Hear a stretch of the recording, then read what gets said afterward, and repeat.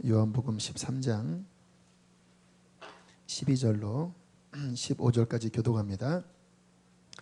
그들의 발을 씻으신 후에 옷을 입으시고 다시 앉아 그들에게 이르시되 내가 너희에게 행한 것을 너희가 아느냐.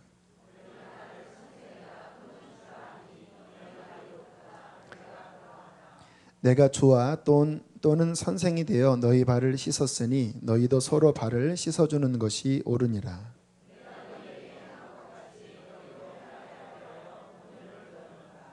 아멘. 헌금을 위해서 기도하겠습니다. 하나님, 주 앞에 감사를 드리고 또 주님 앞에 선교 헌금을 드리고 일천 번제를 드리는 귀한 손길들을 주께 올려드립니다. 기쁘게 받아주시고 우리의 삶에 더 넘쳐나는 감사와 은혜로 채워 주시옵소서. 드리지 못한 손길 위에도 늘 주님 앞에 감사한 마음으로 또한 가득 채워주시기를 원하오며 예수 그리스도의 이름으로 기도했습니다. 아멘. 몇 주 전에 저희 아들 중에 하나가 좀 도덕적인 문제를 드러냈습니다. 제가 프라이버시 때문에 누군지도 이야기하진 않겠고 무슨 일인지도 이야기를 하진 않겠습니다. 고민이 되더라고요. 때려야 되나? 성경에 초다를 분명히 하라고 말씀을 하셨기 때문에 저는 적절한 채찍은 필요하다고 생각하는 사람인데 그것도 성령의 인도를 받아야 합니다. 무조건 때린다고 먹히는 건 아니기 때문에 고민이 되더라고요. 어떻게 해야 되나. 그래서 주님 앞에 기도를 했습니다. 하나님, 어떻게 해야 되겠습니까? 내 마음에 때리는 건 아니다라는 마음을 주셔서 그 다음 날 제가 아침에 기도를 하다가 그 일에 관련된 성경 구절을 성경 몇 장 몇 절을 쭉 찾았습니다. 그 죄에 대한 말씀에 대해서 신구약 전체를 중에서 좀 한 열 몇 개를 이렇게 뽑아서 아들에게 주고 내가 아빠가 오늘 저녁에 올 때까지 써야 된다. 쓰지 않으면 너 혼난다. 아직 이제 이 아이는 제가 아는 거를 아는지 모르는지 모르는 상태인데 그렇게 한번 이야기를 해주고 저녁에 토요일 날 설교 마치고 쭉 오는데요. 속이 막 부글부글 거리는 거예요. 아빠가 한 번 기회를 준 건데 만약에 안 썼다 하면 막 제가 심하게 때릴 것 같더라고요. 그래서 속에서 제발 써라. 안 쓰면 오늘 아빠 폭발이다. 내일 주일인데 주여 도와주십시오. 하고 갔더니 썼더라고요. 그래서 조용히 방에 불러서 이야기를 했습니다. 아빠가 때릴 수도 있지만 때리지를 않겠다. 그러나 그 부분에 대해서 하나님은 분명히 이렇게 말씀하셨다. 너 그 행동을 할 때 너 하나님 생각했냐? 안 했대요. 너 아직 하나님 못 만난 것 같다. 그러면서 너 하나님 만나야 한다. 그러면서 그 문제에 대해서 은혜를 베풀었습니다. 어떤 부족분이 있었는데 엄마 아빠랑 고민을 해서 넉넉히 그 부분, 넉넉히는 아니지만 더 채워주겠다. 만약에 필요하면 엄마 아빠한테 이야기를 해라. 그런데 한 번 더 이런 게 발생되면 그 전에도 한 번 있었거든요. 그때는 아빠가 심하게 때릴 거다. 아이가 그렇게 할 줄 알기 때문에 눈물을 글썽거리면서 알았다고 했는데 그리고 나오면서 제 스스로의 태도를 한번 살펴봤습니다. 아들한테 하나 행동을 하는 것도 제한이 쉽지가 않은 거예요. 그냥 막 감정대로 할 수도 없고 막 마음이 떨리기도 하고 고민이 되기도 하고 한편으로는 슬프기도 하고 그런데 감사한 거는 끝까지 기도하면서 감정으로 하지 않고 하나님의 사람으로서 비록 아들이지만 하나님의 사람으로서 하나님이 원하시는 대로 하려고 애를 쓴 부분에 대해서 한편으로 감사했습니다. 왜냐하면 아버지로서의 권위를 남용할 수도 있는 거거든요. 근데 그때 제 마음이 그렇게 하지 않으려고 몸부림친 것에 대해서 하나님 앞에 감사한 마음이 들었어요. 여러분, 우리 신앙생활에서 제일 중요한 게 무엇일까요? 물론 다 중요하지만 내가 예수를 믿었다면 반드시 우리의 삶에 나타나야 될 신앙의 핵심이 있습니다. 그것은 우리의 삶이 점점 예수를 닮아가는 것입니다. 이 부분에 있어서 저희 교회가 요즘 강조를 하고 있는데요. 기도하고 성경을 묵상하면 묵상할수록 너무 중요한 부분인데 너무 우리가 그 부분에 대해서 간과하고 있지 않나라는 생각이 들어요. 여러분, 많은 분들이 신앙생활의 목적이 천국 가는 것이라고 생각합니다. 물론 틀린 말은 아니에요. 그런데 과정이 생략되면 안 됩니다. 그냥 내가 예수 믿고 천국 간다.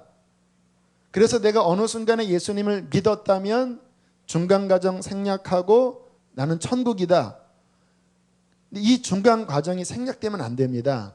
예수를 믿은 다음에 목적은 뭐냐면 이 과정이 예수를 점점 닮아가는 것입니다. 이게 목표가 돼야 돼요. 이게 목표가 되어야 비로소 우리의 신앙의 풍성한 것들을 누릴 수가 있습니다. 여러분, 주님의 은혜는요, 예수 믿고 주님의 말씀에 순종하는 삶 속에 주님의 깊은 은혜가 함께하는 것입니다.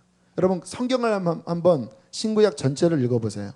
이스라엘이 언제 하나님의 은혜를 누렸는지 아십니까? 그들이 하나님의 말씀에 순종하며 살아갈 때 이스라엘은 풍성한 구원을 누렸습니다. 이 땅에서. 그런데 이스라엘이 말씀에 순종하지 않고 하나님의 거룩을 담지 않을 때는 이스라엘이 맨날 맞으며 살았어요. 그게 민수기고 그게 사사기고 그게 결국 북왕국 망한 이유고 남유다 망한 이유고 신약시대도 마찬가지예요. 우리가 정말 주님의 풍성한 은혜를 누리고 주님 앞에 바로 서는 신앙생활을 하려면 예수 믿었다면 그 과정이 예수를 닮아가는 그 열매가 우리의 삶에 반드시 맺혀져야 합니다. 이거는 옵션이 아니라 이것은 필수입니다. 필수.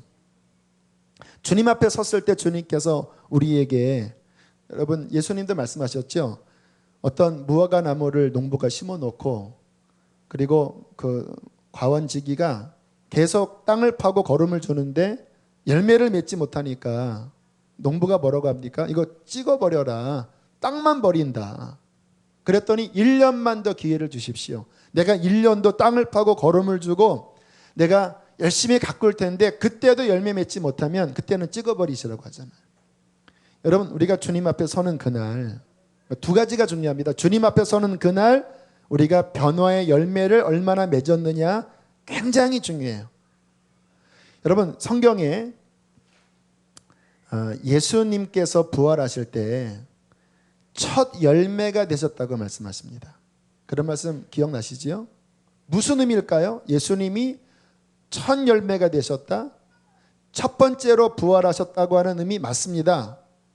그러나 또 다른 의미가 있습니다. 여러분, 첫 열매를 맺었다면 그 다음에는 뭐가 맺혀지죠? 둘째 열매, 셋째 열매 맺혀지죠. 그런데 그 열매는 첫 열매와 같은 성질의 열매예요.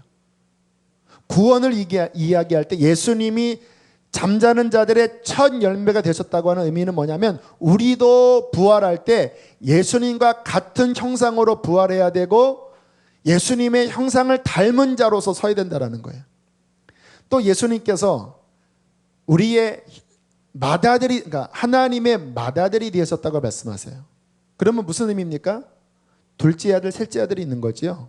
그러니까 맏아들의 모습과 같은 형상으로 우리가 주님과 같은 형상으로 신앙생활을 할 때 주님이 맏아들이 되고 우리는 둘째, 셋째가 된다라는 거예요.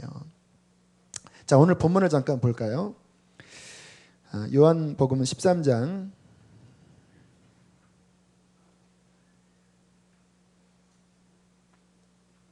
우리 15절 말씀 함께 읽어보겠습니다. 15절 시작.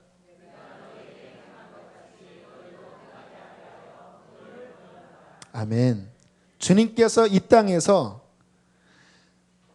예수님이 삶을 사신 이유는 무엇을 위해서라고요? 우리의 본이 되시기 위하여. 우리가 그동안 지금 오늘로 세 번째인가요? 네 번째인가요? 예수님이 어떠한 분이신지에 대해서 살피고 있는데 구원자 주님 첫 번째 배웠고요. 생명에 대해서 배웠고요. 예수님이 빛에 대해서 배웠고 오늘이 네 번째인데 예수님은 어떤 분이시냐? 우리가 닮아가야 할 본으로서 이 땅에 오신 분이에요. 우리의 기준이 뭐냐면 우리의 경험 아닙니다. 우리의 성질도 아닙니다. 우리의 본, 우리의 모델, 우리의 기준자는 예수 그리스도이십니다. 제가 경건노트를 쓸 때 제 기준은 그래요. 얼마 전에 제 마음속에 막 어떤 분함들이 이렇게 막 일어나서 좀 며칠 동안 힘들었던 적이 있는데 제가 그 마음을 노트에다가 이렇게 적었어요.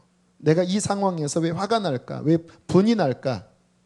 그러다가 그 다음 질문이 뭐였냐면 이 상황에서 예수님은 어떤 마음을 가지셨을까? 예수님의 마음이 무엇일까? 그리고 성경 말씀을 이렇게 찾아봤더니 와, 주님의 마음은 제가 지금 품고 있는 그 마음이 아니더라고요. 물론 제가 알고 있었지만 정리를 하니까 명확해지더라고요. 그래서 그 부분을 놓고 주님 앞에 기도했습니다. 하나님, 지금 제가 품고 있는 이 마음은 하나님의 마음이 아닙니다. 주님이 말씀하신 그 온유함과 그 겸손함과 하나님, 그 주님의 거룩한 마음을 내게 주십시오. 왜 이렇게 노력해야 됩니까? 주님은 우리의 삶의 본으로 오셔서 저와 여러분이 나의 성질, 나의 경험, 나의 판단을 내려놓고 끊임없이 그 모델을 향하여 우리를 맞추도록 주님께서는 우리를 구원하여 주신 것입니다. 여러분, 물론 우리 힘으로 예수님처럼 살 수는 없어요. 그렇기 때문에 예수님께서는 그분의 생명을 우리 가운데 부어주십니다. 그렇게 살 수 있는, 이게 구원의 원리입니다. 주님께서 모델만 제시하고 내 힘으로 살라고 했다면 우리는 안 돼요. 그런데 그분께서는 모델만 제시하신 게 아니라 그렇게 살 수 있는 예수의 생명을 우리 안에 부어주셨습니다. 근데 이거 잘 아셔야 돼요. 주님께서 모델도 주셨고 그렇게 살 수 있는 생명도 주셨지만 우리가 수동적으로 가만히 있어서는 그 생명이 우리 안에 역동하지 않습니다. 그 생명이 우리 안에 역동하려면요, 내 안에 주님의 성품과 반대되는 자아의 역동이 일어날 때 그 부분을 십자가 앞에 가져가 깨트리고 보혈 앞에 씻어내고 주님 앞에 회개로서 그런 부분들을 싸워나가고 그리고 우리 안에 계신 예수의 생명 앞에 나아가서 그분의 온유함, 그분의 사랑의 성품을 내 마음속에 계속 적시는 이 믿음의 싸움, 이 믿음의 훈련, 이게 경건의 훈련이죠. 계속 해야지만 주님의 생명은 우리를 변화시켜 주실 것입니다. 아주 중요합니다. 싸우셔야 돼요. 이 부분에 계속해서 주님의 십자가와 부활 생명으로 내 자아의 옛 생명을 깨뜨리고 또 구체적으로 말씀으로 우리 안에 있는 어떠한 잘못된 것들을 도려내면서 예수님의 경건한 마음, 온전한 모델을 향하여 계속 달려나갈 때 우리 안에 비로소 열매가 맺혀지게 될 것입니다. 여러분, 열매 어떻게 맺어집니까? 여기 나무라면 가지가 있고 여기서 계속 진액이 흘러나와서 공급될 때 점점 커지는 거잖아요. 분명히 가지가 붙어 있지만 계속해서 열매를 제대로 공급받지 못하면 여러분, 과수원에 말라비틀어진 열매 충분히 많은 거 아시죠? 먹었는데 뜰뜨름한 거 많은 거 아시죠?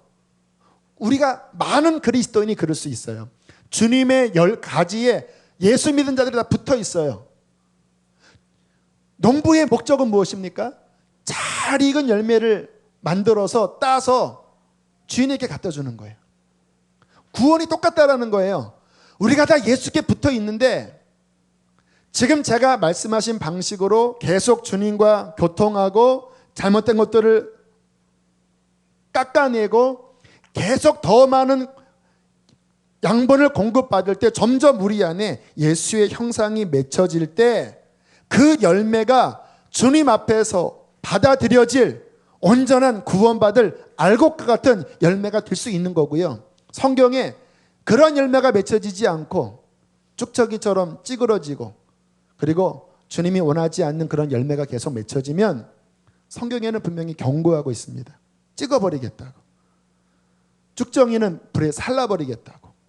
두려운 말씀이에요. 정말 우리 안에 주님을 닮기 위한 구체적인 결단과 몸부림이 반드시 있으셔야 합니다. 다만 저는 그것이 율법주의로 가고 싶진 않아요. 내 힘의 애씀으로 가고 싶진 않고 그 애씀이 언제나 예수의 십자가와 부활로 들어가서 예수님과 딱 접붙여지고 그의 생명 안으로 들어갈 때 주님께서는 분명히 우리를 변화시켜 주실 것입니다. 우리 유기성 목사님과 함께 목회하면서 참 귀한 면들을 많이 뵀는데요. 초창기입니다. 그러니까 벌써 지금부터 한 7, 8년 전인 것 같아요. 어떤 그 교회 직원입니다. 교역자는 아니었고 교회에 이제 여러 파트에 이렇게 직원들이 있는데 한 분이 교회 안에 어떤 시설을 굉장히 망가뜨리고 나가버렸어요. 예배하기가 힘들 정도로 이렇게 어렵게 하고 일종의 뭐라고 표현해야 되나요? 꼬장이라고 해야 되나요? 죄송합니다. 죄송합니다. 근데 이게 듣기 좋죠. 꼬장 피우고 나가셨어요. 그래서 다들 막 분이 났고 화가 막 났고 그래서 급하게 아무튼 해결해서 간신히 예배를 드리는 그런 상황이 되었는데 얼마 후에 그분이 유 목사님한테 와서 추천서를 써달라고 한 거예요. 다른 교회 들어가야 되는데 전 교회 추천서 써달라고. 여러분 같으면 어떻게 하겠습니까? 추천서? 예. 저 같으면 막 화낼 텐데 그래요. 알겠어요. 하고 추천서를 잘 써서 드렸다는 이야기를 듣고 제 마음은 두 가지였습니다. 너무 화가 나고 이런 싸가 이렇게 또 하나는 와 대단하시다. 사람 여러분 유 목사님도 사람이에요. 왜 화가 안 납니까? 그저께 영성일기 보니까 그렇게 쓰셨더라고요. 그동안 나의 삶의 유일한 기준은 하나님의 뜻일까 하나님의 뜻이 아닐까 이것만이 나의 기준이었습니다. 때로는 힘들 때도 있었지만 나의 삶의 유일한 기준은 하나님의 뜻일까 뜻이 아닐까. 지금에 와서 내 삶을 돌이킬 때 그러한 결단을 주신 것이 감사합니다. 그렇게 고백을 하셨더라고요. 여러분 이 모습이 이게 싸움이에요. 우리 안에 자아가 막 역동해요. 그 순간에 십자가를 붙잡느냐가 그 사람의 신앙의 척도입니다. 그 자아가 막 살아날 때 그 자아를 죽이고 내 안에 예수의 생명 그분의 온전한 마음이 흘러가는 이 전환에서 내 죽음이 들어가는 거예요. 순교만이 순교가 아니라 그 순간에 나를 못 박을 수 있느냐. 그게 되면 자아의 생명이 점점점 소멸되고 우리 안에 예수의 생명이 점점 풍성해져서 풍성한 삶을 누리고 풍성한 열매를 맺다가 주님 앞에 풍성한 열매로 주님 앞에 영원한 구원으로 들어가게 될 것입니다. 근데 분명히 믿었다고는 하지만 여전히 내가 펄펄 살아서 자아가 역동할 때 그냥 정신 못 차리고 거기 따라가고 예수의 생명은 내 안에서 그냥 막혀갖고 자아의 그 딱딱한 껍질에 맡겨서 일생 살다가 주님 앞에 섰을 때 열매를 가지고 서야 되는데 열매가 없어요. 내 삶에 그냥 세상 사람과 엇비슷하게 육신의 열매를만 맺다가 주님 앞에 서면 어떻게 그분 앞에 설 수 있겠습니까? 사랑하는 교회 여러분, 우리 예수를 닮읍시다. 모든 상황에서 예수가 기준입니다. 말씀이 기준이에요. 그거를 할 줄 아셔야 합니다. 말씀이 기준이고 예수가 기준이 돼요. 하나님, 내가 당신 앞에 이 부분에 대해서 주님의 성품을 낳기를 원합니다. 그렇게 싸워 나갈 때 주님께서는 우리에게 더 풍성한 은혜를 베풀어 주실 것입니다. 여러분 요한 1서에 보면요 이러한 말씀이 있어요. 중요하기 때문에 한번 찾아볼게요. 아마 평상시에는 이런 부분들이 그런 내용이었구나라고 잘 이해를 못하실 수도 있기 때문에 요한 1서 한번 보세요. 요한 1서는 신약성경 맨 뒤에서 한 네 번째 있습니다. 요한 1서 1장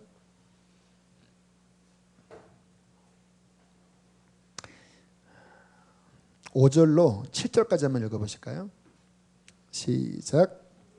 그에게서 듣고 너희에게 전하는 소식은 이것이니 곧 하나님은 빛이시라. 그에게는 어둠이 조금도 없으시다라는 것이니라. 만일 우리가 하나님과 사귐이 있다 하고 어둠이 행하면 거짓말을 하고 진리를 행하지 아니함이거니와 그가 빛 가운데 계신 것 같이 우리도 빛 가운데 행하면 우리가 서로 사귐이 있고 그 아들 예수의 피가 우리를 모든 죄에서 깨끗하게 하실 것이요. 자, 가만히 보세요. 7절 보세요. 그가 빛 가운데 계신 것 같이 우리도 그 빛 가운데 행하면, 다시 말하면 내 자아의 어둠의 역동을 십자가에 계속 못 받고 내 안에 빛 대신 예수님의 성품을 향하여 계속해서 발걸음을 내디디면 우리에게 뭐가 있겠다고요? 코이노니아입니다. 이게. 주님과의 친밀한 사귐이 그 안에 있는 거예요. 그리고 그 아들 예수의 피가 어떻게 한다고요? 깨끗게 씻어준다는 거예요. 그렇게 나를 십자가에 못 박고 주님의 성품을 향하여 계속 믿음으로 몸부림치며 살아갈 때 비로소 순결한 영적 상태가 된다는 것입니다. 물론 우리가 회개할 때 주님의 피가 씻어주시지만 많은 분들이 입술로 회개하고 삶이 안 바뀌어요. 그러면 계속 어둠 가운데 행하는 겁니다. 그러나 그가 빛 가운데 계신 것 같이 우리도 계속 내 자아를 못 받고 빛 가운데 살려고 조금씩 걸음을 내디디면 그분과의 사귐이 깊어지고 그 아들 예수의 피가 우리를 씻어주어서 흰옷 입은 주의 백성이 될 것입니다. 자, 오늘은 우리가 닮아야 하는 그 예수 그리스도, 그 주님의 본 가운데 좀 하나를 집중적으로 살펴보려고 합니다. 지난주에 안양에 계신 우리 학교 선배 목사님과 교제를 좀 나눴어요.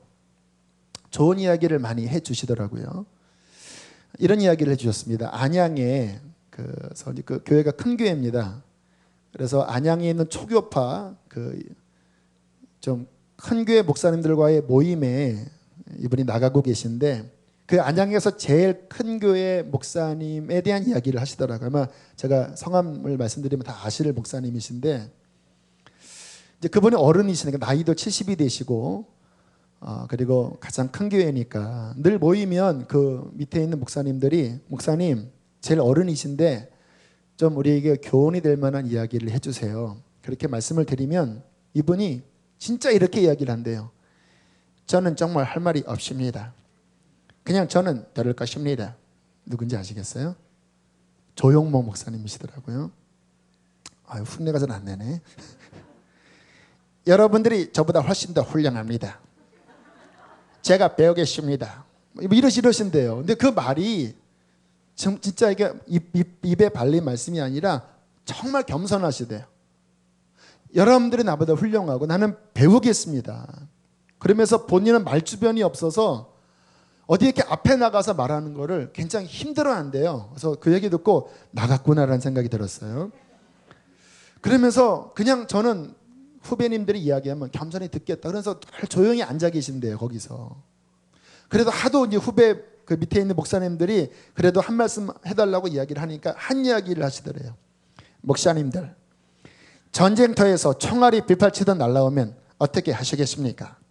그랬더니 엎드려야지요. 네, 맞습니다. 저도 목회하면서 어려움이 많았습니다. 뭐 여러 구설수에도 오르고 하셨잖아요. 그러나 한 번도 변명하지 않고 그때마다 그냥 하나님 앞에 납작 엎드려 있었대요. 참 귀하시다.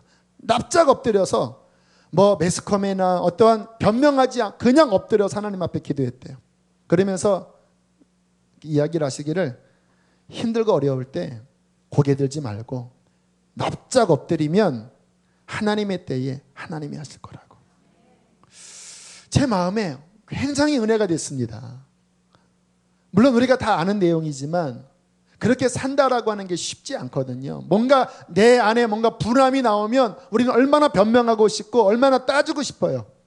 그런데 납작 엎드려서 하나님이 해결해 주실 때까지 겸손하게 엎드리는 그 모습이 정말 귀한 분이시다라는 생각이 들었습니다.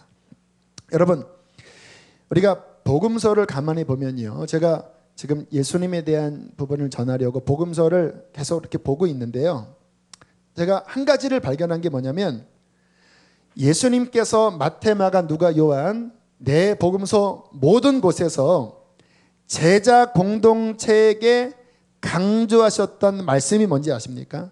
물론 여러 교훈들을 하셨어요. 그러나 마태, 마가, 누가, 요한 공이 나오는 예수님이 제자들에게 가시기 전에 신진당부하셨던 교훈이 무엇이냐면 따라하겠습니다. 겸손과 섬김이다. 마태복음에도 나오고요. 다 나와요. 왜일까요? 그만큼 중요하기 때문에 그래요. 특별히 이 말씀은 공동체에게 주시는 말씀이었더라고요. 제자들, 내가 이제 하늘로 올라갈 텐데 너희 제자 공동체를 통하여 교회가 세워질 것이다. 그때 주님이 신신당부하신 것은 겸손하고 섬겨야 한다 라는 말씀을 그렇게 강조하셨더라고요. 여러분, 우리의 신앙은 두 면으로, 측면으로 형성됩니다. 하나는 수직적인 면이고 또 하나는 수평적인 면이에요. 수직적인 면은 하나님과 교제하고 거룩하게 살고 그리고 하나님의 어떠한 신령한 은혜를 받는 게 수직적인 거예요. 그런데 수평적인 거는요, 이웃을 사랑하고 이웃을 섬기는 거예요. 그런데 예수님의 말씀을 감안해 보면 이 두 가지가 하나로 연결됩니다. 하나님과는 신령하고 깊은데 양 옆의 이웃에 대해서는 무관심하고 독선적이고 그리고 그냥 늘 마음속에 판단만 하고 그리고 교만하게 살면 이건 아닌 거지요. 하나님과 겸손히 바른 관계 맺는 사람은 이웃 앞에도 겸손합니다. 하나님을 사랑하면 이웃도 사랑하는 거예요. 하나님 말씀 순종하면 내가 이웃에 대하여 내가 할 수 있는 섬김의 삶을 살아가는 게 신앙이라는 거예요. 자, 말씀 몇 군데를 찾아보겠습니다. 마태복음 20장으로 넘어가겠습니다. 마태복음 20장 20절로 자, 제가 쉬운 부분은 그냥 구두로 설명할게요. 잘 아시는 것처럼 세베대의 아들 야고보와 요한이죠. 어머니가 예수님께 와서 청탁을 합니다. 21절 읽겠습니다. 시작.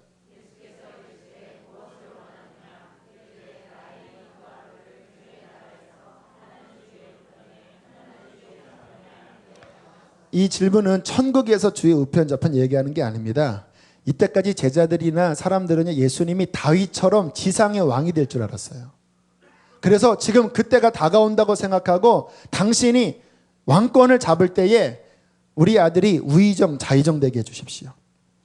그랬더니 24절 12제자가 다 화가 났습니다. 왜? 지가 뭔데 어머니 치맛바람을 통해서 영의정 우의정 좌의정이 되려고 하냐. 그때 주님이 하신 말씀 25절 25절 26절 읽겠습니다. 시작.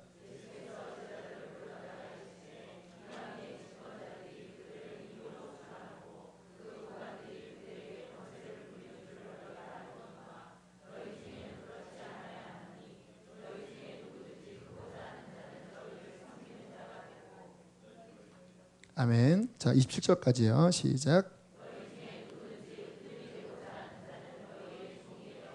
자, 명확하게 하신 말씀이 뭐냐면 세상 원리는 집권자들과 고관들은 위에서 권세 부린다. 명령하고 시키고 대접받는다. 26절 보세요. 따라하겠습니다. 너희 중에는 그렇지 않아야 하리니. 무슨 말입니까? 하나님 나라의 원리로서는 반대다 이 말이에요. 세상이야 높은 사람이 권세를 부리고 명령하지만 너희 중에는 나의 나라의 백성들은 나의 제자들은 그렇게 하면 안 된다. 너희 중에 누구든지 크고자 하느냐? 하늘나라에서 정말 으뜸이 되고자 하느냐? 그러면 무슨 자가 되라고요? 섬기는 자가 되고 모든 사람이 뭐가 되라고요? 종으로 살아라. 그러면서 주님께서 친히 자신에 대해서 어떠한 본이신지 이렇게 말씀하십니다. 28절 읽겠습니다. 시작.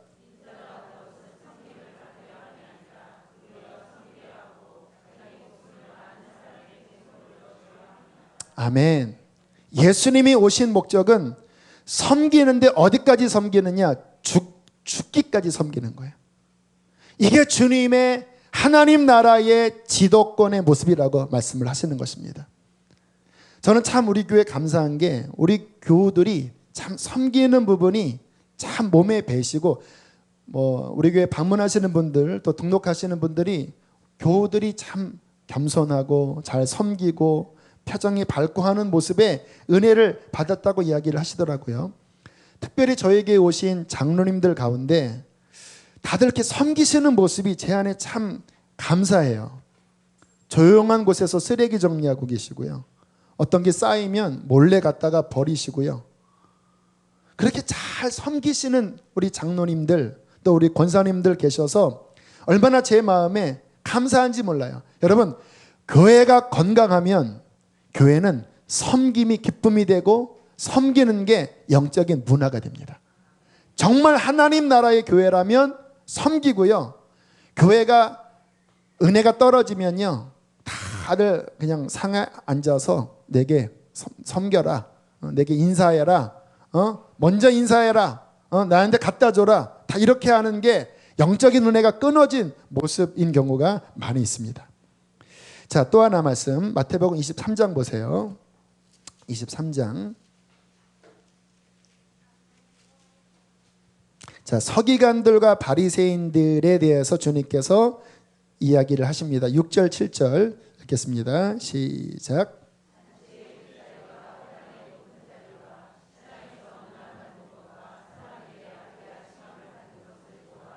자, 그러나 너희는 랍비라 칭함받지 말고 너희 선생은 하나요, 너희는 다 형제다. 땅에 있는 자를 아버지라 하지 말라. 너희 아버지는 한 분이시니 곧 하늘에 계신 이시니라. 자, 10절로부터 12절까지 읽겠습니다. 시작.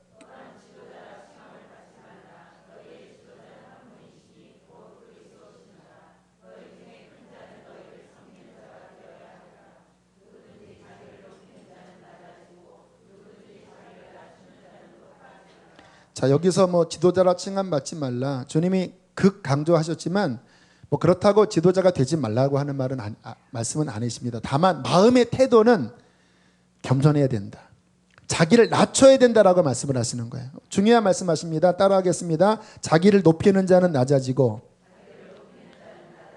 자기를 낮추는 자는 높아지리라. 네, 바리새인과 서기관들이 막 늘 잔치의 윗상에 앉으려고 하고 대접받으려고 하니까 그딴식 하지 말아라. 자기를 높이면 낮아진다. 여러분, 저는 이런 말씀들을 두려워합니다. 저 같은 경우는요, 이 부분에 대해서 아무튼 많이 싸우는 편이에요. 왜냐하면 제가 말씀드렸잖아요. 20살 때부터 은혜 생활을 하면서 하나님이 크진 않지만 어릴 때부터 이러한저런 은사들을 주셔서 또 제가 막 순종하려고 하니까 그런 부분들이 계속 이렇게 발전이 됐어요. 그래서 인간적으로는 제가 굉장히 약하고 그리고 이렇게 부족하고 제 가정도 아무튼 문제가 많지만 영적인 면으로 들어가면 제가 느끼는 게 되게 예쁘고 그리고 하나님께서 막 이렇게 기름 부으시는 게 있는데, 그러니까 자꾸 사람들한테 이렇게 칭찬도 받고 인정받는 그 속에서 제 마음이 자꾸 이렇게 올라가는 것들을 어릴 때부터 많이 경험했어요.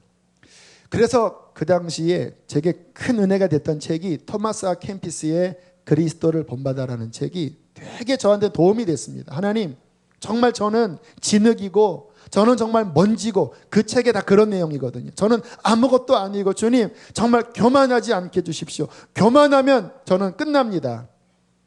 그렇게 싸워왔지만 그러나 제 속에 어떤 영적인 은근한 교만함들은 지금도 있어요. 그래서 잘못하면 그게 막 올라올 때쯤 되면 저는 무척 고민하는 그런 마음이 있는데요. 안산에서 있었던 일입니다. 그때 이제 제가 2003년 11년 전이네요. 10월 달에 안성에서, 평택 안성에서 담임 목회를 하다가 이제 유기선 목사님과 함께 목회를 하려고 2003년에 안산하나님교회를 갔습니다. 근데 가자마자 2달 만에 유기선 목사님이 성남으로 옮기신 거예요. 그리고 교회가 2-3달 동안 담임자 없는 그러한 어려운 기간을 보냈습니다. 쉽게 또 담임자를 구하기가 쉽지 않은 상황에 교우들이 막 힘들어했고, 그때 이제 부목사님들 4분인가 계셨는데 5번인가요? 돌아가면서 뭐 금요일 날 또 주일 설교를 해야 되는 상황이었어요. 근데 제가 금요 성령 집회를 담당하는 때였는데 교우들이 너무 혼란하고 막 갈급하고 힘드니까 하나님이 굉장히 은혜를 많이 주셔서 일종의 그 금요일 성령 집회에 히트를 쳤습니다. 막 사람들이 막 웃기도 하고 막 반응 보이고 막 그러한 굉장히 이렇게 뭔가 막 은혜로운 시간을 보냈는데 문제는 뭐냐면 제 마음이 이렇게 뭔가 으쓱거리는 거예요. 이렇게 높아지면 낮아진다고 그랬죠. 주일날 일이 벌어졌습니다. 어떤 일이었냐면 참 우리 주님도 참 지혜로우시죠. 이렇게 박스가 누가 이제 뭐 교회 박스를 어디서 갖다 놨어요. 로비에 갖다 놨어요. 쌓여 있었어요. 그래서 그 박스를 제가 치운다고 딱 잡고 밀었는데 밑에 있는 박스는 책이었고 위에 있는 박스는 거의 공박스였던 거예요. 딱 힘을 쥐어 밀었는데 그냥 쑥 밀리면서 여러 교원들이 보는 앞에서 그 바닥에 여기를 꽝 하고 뒹군 거예요. 여러분 지금 이 바깥에서 제가 바닥을 그냥 이렇게 헤딩하는데 꽝 하고 부딪힌다고 생각해 보세요. 얼마나 창피합니까? 하고 아픈데도 괜찮습니다. 그 다음에 여기가요 시커멓게 밀려갖고 이렇게 됐어요. 제가 그런데 그때 제 속에 뭐 하나님이 주신 음성이라기보다는 제 양심에 너 교만하지 마. 너 설교 한번 잘했다고 교만하지 마. 교만은 넘어짐의 앞잡이야. 그리고는 제 마음 깊이 새겼어요. 제 마음 깊이. 여러분 하나님 나라 원리는 높아지면 낮아지고 낮아지면 하나님께서 높여주십니다. 제가 가끔 저의 어떤 허물들에 대해서 강대상에서 이야기하기를 즐겨합니다. 여러분은 들으실 때 뭐 그러나 보다 생각을 하지만요 막상 이 강대상에 서 있는 저로서는요 제 어떤 치부를 드러낼 때는 고민을 많이 합니다. 왜냐하면 사람들이 그래도 좀 뭔가 잘 이렇게 사는 모습 이야기를 좋아하지 제 안에 있는 어떤 잘못된 모습들 또 제가 막 어떤 죄와 씨름하는 연약한 모습들은 어떻게 들으실지 모르지만 저로서는 쉽지 않은 이야기거든요. 근데 제가 어떤 깨달음을 하냐면 주님께서 어느 때는 나누라고 와서 너희 실패를 나누라. 그런데 그 나눌 때는요 되게 이렇게 마음이 막 이렇게 오그라들고 창피하거든요. 그런데 신기하게 그렇게 나눌 때 마음이 낮아져요. 그래 내가 그런 자지.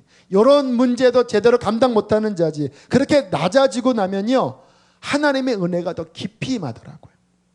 그리고 그렇게 한번 나누고 나면 오히려 그 다음에 하나님께서 은혜로 더 높여주시더라고요. 그런 것들을 몇 번 반복 경험하면서 제가 깨달았어요.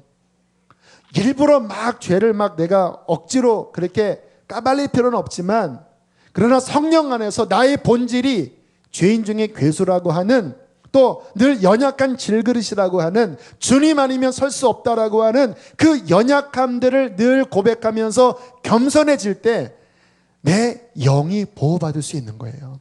그렇게 나를 낮출 때 주님 앞에서 겸손히 낮출 때 하나님은 그에게 은혜를 주시고 더 높여 주실 것입니다. 다시 본문으로 넘어가서 요한복음 13장으로 들어가겠습니다. 자, 다시 한번 요한복음 13장 12절로부터 보세요. 그들의 발을 씻으신 후에 옷을 입으시고 다시 앉아 그들에게 이르시되 내가 너희에게 행한 것을 너희가 아느냐? 너희가 나를 선생이라 또는 주라 하니 너희 말이 옳도다. 내가 그러하다. 14절 읽겠습니다. 시작.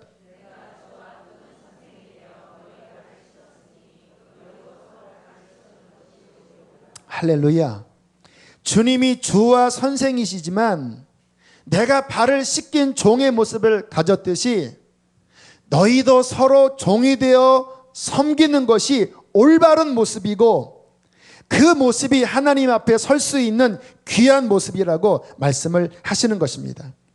여러분, 우리 안에 이 겸손함이 특별히 겸손한 예수의 성품이 우리 안에 깊이 새겨지게 되기를 주의 이름으로 축복합니다. 우리 수지선한 목자교회 공동체가 그렇게 섬기는 공동체가 되기를 간절하게 바랍니다. 지난 월요일 날 이제 우리 교역자들 이제 리트릿을 가게 됐는데요. 뭐 시기적으로 필요했습니다. 새로운 교역자들도 오셨고 또 그동안 한 1년 지나면서 또 뭔가 마음을 이렇게 하나로 좀 추스려야 될 그러한 시간들이 필요했기 때문에 그런 일정들을 잡았는데요. 월요일 날 새벽에 뒤에서 광고지 하나가 날라온 거예요. 목사님한테 날라왔나? 전도사한테 날라왔나? 그 장로님 한 분의 어머님이 어젯밤에 소천을 하셨습니다. 장례 광고가 난 거예요. 장로님 장례 광고가. 순간 이제 복잡해졌습니다. 어떻게 해야 되나? 분명히 문상을 하러 가야 되는데 그런 리트릿을 취소해야 되나? 이미 뭐 숙소 다 계약을 해서 그것도 쉽지 않고 막 고민을 하다가 제 마음에 기도하는 가운데 이렇게 정리가 되더라고요. 피곤해도 네가 가면 되지 않냐. 또 위치가 포항이었기 때문에 우리가 가는 곳이 강릉이었고 그래서 내가 가야 되겠구나. 그리고 거리를 알아보니까 여기서 포항 가는 게 4시간인데 강릉에서 포항 가는 게 3시간 반인 거예요. 키로를 봤더니 300km나 되더라고요. 그 순간 이렇게 당황스러웠습니다. 하지만 제 마음속에 아니야, 갔다 와야지. 그게 목회자지. 그렇지, 그게 목사지. 그런 마음을 품고 내려갔는데 이윤수 목사님도 같은 생각을 하고 계셨더라고요. 같이 고민하면서 이거 못 가는 건가?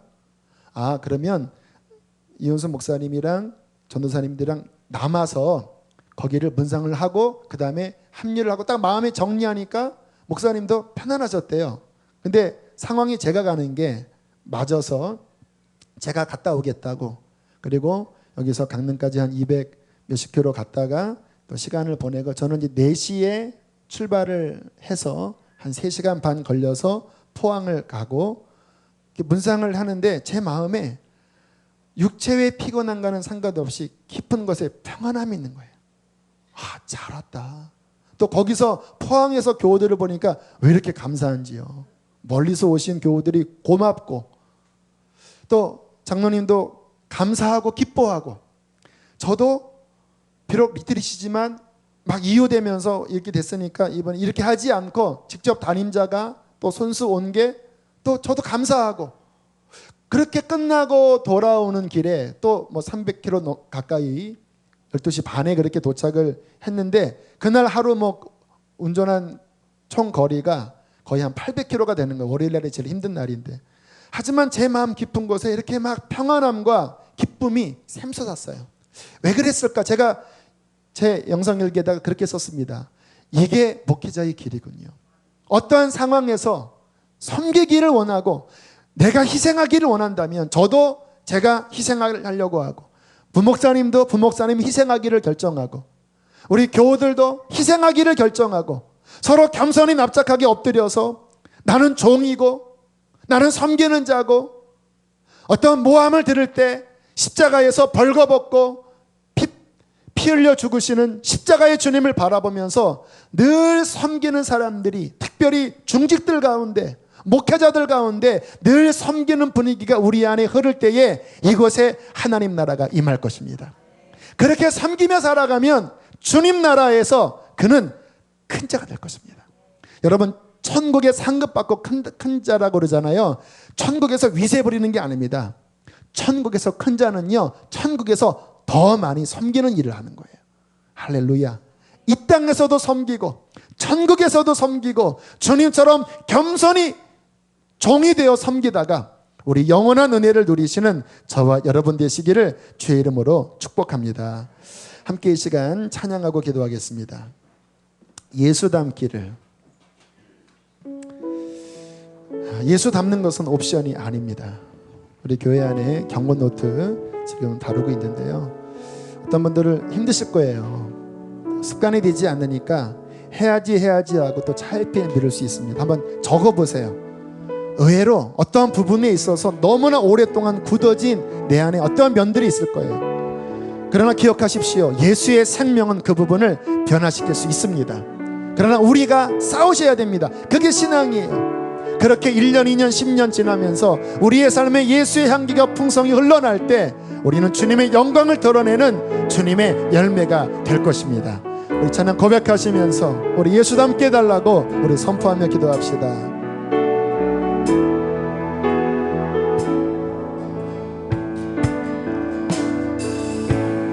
내 삶의 소망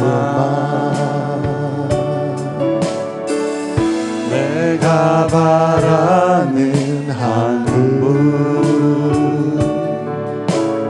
예수 닮기를 내가 원하네. 한없는 사랑 풍성한 긍휼 예수 닮기를 내가 원하네. 예수 닮기를 예수 보기를 예수만 높이길 내가 원하네. 내 평생 소원 예수 닮기를 예수 닮기를 예수만 닮기를 내가 원하네. 2절 고백합니다. 온유하시고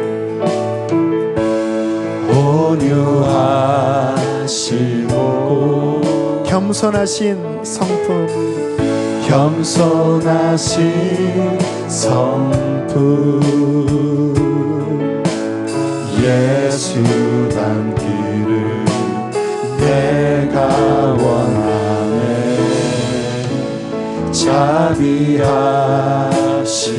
자비하시고 위로자 되신 주 예수 닮기를 예수 닮기를 내가 원하네. 예수 닮기를 예수 닮기를 우리 안에 있는 못난 성품들 사랑 없는 모습들 하나님 십자가에 다 못 박게 하여 주시고 예수의 생명이 우리를 변화시키기를 원합니다. 내 평생 소원 예수 닮기를 예수 우리 한 손은 가슴에 한 손은 주님 앞에 손을 들고 우리 한 번 더 고백합시다. 예수 닮기를 예수 보기를 예수 닮기를 예수 보기를 예수만 높이길 내가 원하네. 평생 소원 예수 닮기를 예수만 닮기를 내가 원하네. 우리 시간 담대하게 기도합시다. 주님, 내가 예수 그리스도를 통하여 주님을 더 닮아갈 것을 선포합니다. 십자가는 나의 것입니다. 십자가로 나의 죽음을 선포하고 부활의 생명으로 예수의 능력을 선포합니다. 하나님, 내 속에 원한 것들이 깨어지게 하여 주시고 점점 주님을 더 닮아가도록 나를 이끌어 주시옵소서. 주여, 크게 두 번 부르시고 기도하겠습니다.